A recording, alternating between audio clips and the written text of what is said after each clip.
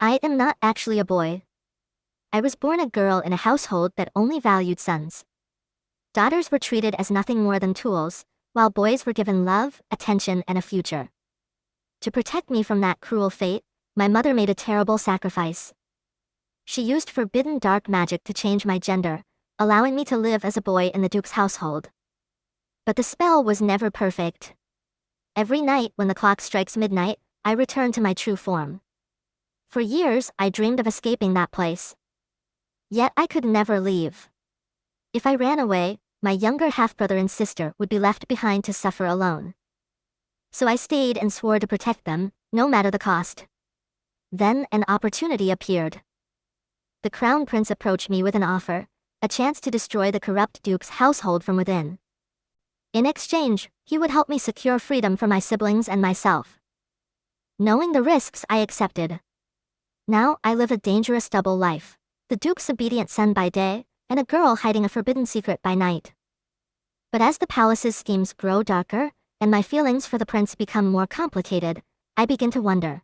Will I be able to bring down my family before my secret is exposed? The secret of Ravil Sakurail. The cave was silent, except for the steady sound of water dripping from the ceiling. Drip, drip, drip. Each drop echoed through the darkness like a ticking clock, counting down to something terrible. 10-year-old Ravil Sakurail stood beside her mother, shivering despite the heavy cloak wrapped around her shoulders. The air was cold and damp, carrying the smell of wet stone and old blood. She tightened her small hands around the edge of her cloak. "And mother," she whispered, her voice trembling. "Where are we?" Mistress Leonora Sakurail did not answer immediately. The woman walked forward with calm, measured steps. Her long black cloak brushed against the rocky ground, hiding most of her elegant dress beneath it. The faint light from dozens of candles illuminated her pale face, making her appear almost ghost-like. "Do not be afraid, Ravil," Leonora said softly. But Ravil was afraid. Very afraid. Ever since she was little, she had known she was different from the other girls. While noble daughters wore beautiful dresses decorated with ribbons and lace, her mother dressed her in dark trousers and tunics. While other girls learned embroidery and dancing, Ravil learned sword stances and horseback riding.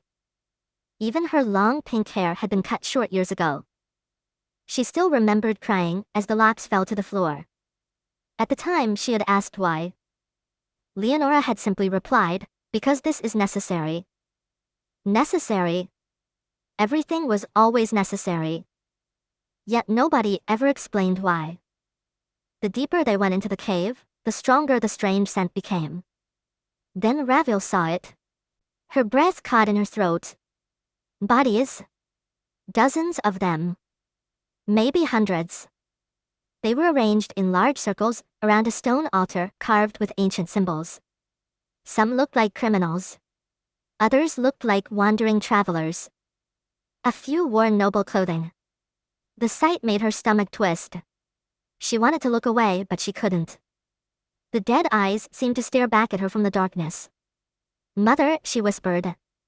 Leonora stopped before the altar. The candlelight flickered across her face. For the first time, Ravil noticed sadness hidden behind her mother's calm expression. "Everything I have done," Leonora said quietly, "was for this moment." Ravil's fear grew. What moment? The answer never came. Several figures emerged from the shadows. Men and women dressed in dark robes surrounded the altar. Their faces were hidden behind silver masks. One of them carried a black staff topped with a crimson crystal.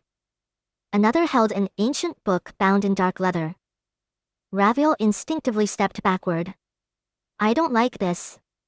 Leonora gently took her daughter's hand. "You must be brave." "No." Tears filled Ravil's eyes. "No, mother. I want to go home." The robed figures began chanting. The strange language sounded ancient and unnatural. The symbols carved into the floor suddenly glowed with a deep crimson light. The cave shook. Dust fell from the ceiling. The air became heavy. Ravil tried to pull away. "Mother." Leonora's grip tightened. "I'm sorry." The words froze Ravil's blood. "What?" I'm so sorry, my child. The chanting grew louder. The crimson light spread across the floor like flowing blood. Dark energy rose from the bodies surrounding the altar. Thin streams of pale light emerged from each sacrifice and drifted toward the center. Toward Raviel. She screamed. The lights entered her body. Pain exploded through every part of her. It felt as if invisible claws were tearing her apart from the inside. Her bones cracked. Her muscles twisted. Her skin burned. She fell to the ground. Stop. Her scream echoed throughout the cave. Please stop. Nobody moved. Nobody answered. The ritual continued. More energy flooded into her body. The pain became unbearable. It felt as though thousands of knives were cutting through her flesh. Her vision blurred. She could barely breathe. Mother. Tears streamed down her face. Please. For a moment, she saw Leonora's expression break. Her mother's eyes filled with tears. Yet she did nothing. The woman simply stood there. Watching. The realization hurt more than the ritual itself. Her own mother had brought her here. Her own mother had chosen this. The energy surged again. Raviel felt something inside her changing. Breaking. Reforming. The pain spread through every bone. Every muscle. Every drop of blood. She curled into herself, trembling violently. Then came a horrifying sensation. Her body no longer felt like her own. Something was changing. Something fundamental. Something impossible. She screamed until her voice became hoarse. Until no sound came out. The cave shook harder. The symbols burned brighter. The chanting reached its peak. Then, in silence, everything went dark. Raviel opened his eyes. The first thing he noticed was the warmth. The second was the softness beneath him. He was lying in a bed. For several seconds he stared blankly at the ceiling. The nightmare felt so real. Too real. Then he heard a familiar voice. You're awake. Leonora sat beside the bed. Relief filled the woman's face. Raviel slowly sat up. His body felt strange. Different. Weeks, what happened? Leonora remained silent. A feeling of unease settled inside him. Raviel looked down at himself. Then froze. His hands looked different. Larger. His shoulders seemed broader. His chest felt strangely flat. Confusion filled his mind. He threw aside the blanket and stumbled from the bed. A mirror stood nearby. Raviel stared at his reflection. His breath stopped. A boy stared back. Silver hair. Green eyes. Familiar features. Yet unmistakably male. No, he touched his face. The reflection copied the movement. No. His voice sounded deeper. Not much. But enough. Fear flooded through him. He turned toward his mother. What happened to me? Leonora lowered her gaze. The answer was obvious. The ritual. It had not been a dream. Everything had been real. No, Raviel whispered. No, no, no, he backed away from the mirror. This isn't me. Leonora stood and approached him. Get is you. I'm the girl. The words broke from his lips. I was a girl. Leonora gently held his shoulders. You were. The confirmation shattered whatever hope remained. Raviel began crying. Years of confusion suddenly made sense. The short hair. The boy's clothing. The lessons. Everything. His mother had been preparing him. Preparing him for this. Why, he sobbed. Why would you do this? Leonora closed her eyes. Because I had no choice.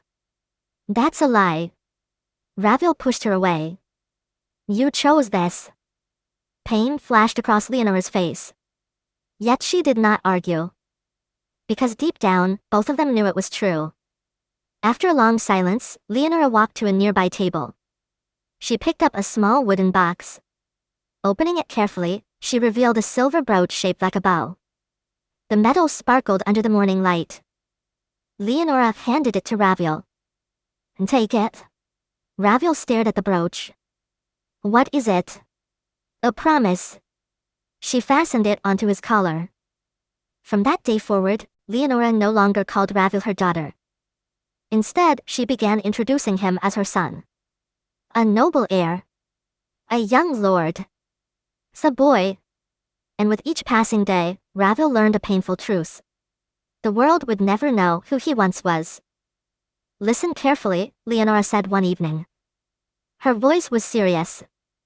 "There is something you must never forget." Raviel looked up. "No one can know." The boy's fingers tightened around the silver bow. "What do you mean?" "No one can know your secret." A chill ran down his spine. "If anyone discovers the truth, your life will be in danger." Raviel stared at her. The weight of those words settled heavily upon him. "You are no longer Raviel Sakurail, daughter of Leonora Sakurail."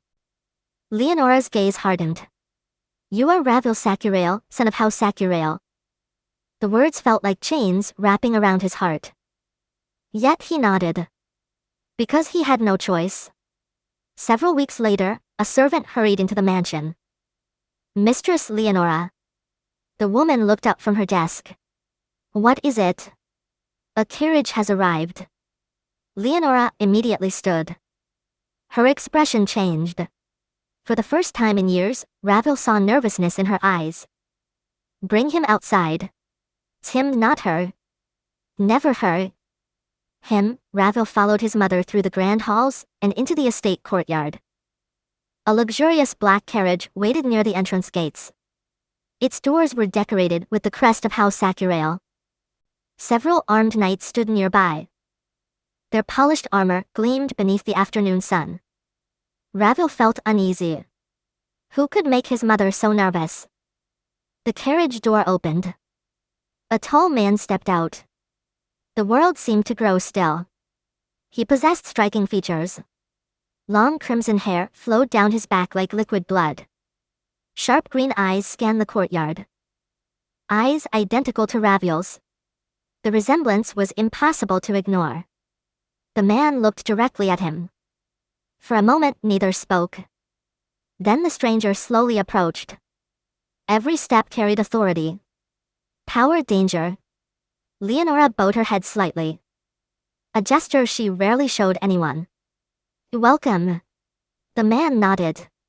His gaze never left Raviel. "And so?" His voice was deep and calm. "This is the child." Raviel swallowed nervously. Something inside him already knew the answer. Yet hearing it would make everything real. Leonora turned toward him. For the first time, her expression softened. "Raviel." The boy looked at her. The next words changed his life forever. "This man is your father." Silence filled the courtyard. Raviel stared at the crimson-haired stranger. His biological father. The man who had never been part of his life. The man whose blood flowed through his veins. The man who shared his eyes. Countless questions filled Raviel's mind. Why had he never come before? Why now? Did he know about the ritual? Did he know the truth? The stranger stepped closer. Close enough for Raviel to see the faint scars on his face. Close enough to feel the overwhelming presence surrounding him. For a long moment, the man simply studied him. Then, surprisingly, he smiled. It was small. Almost sad. Yet genuine. "You have your mother's stubbornness." Raviel remained silent. The man chuckled softly. "And my eyes." The boy's heart pounded. Everything was changing again. His body. His identity. His future. And now his father had appeared. As the wind swept through the courtyard, Raviel felt as though he stood at the edge of an unknown path. Behind him lay the life he had lost. Ahead of him waited secrets yet to be uncovered. Secrets hidden within House Sakurai. Secrets connected to the ritual. Secrets connected to the crimson-haired man standing before him. And somewhere within those secrets lay the truth of who Raphael Sakurai truly was. I play with fire, burn 'em slow.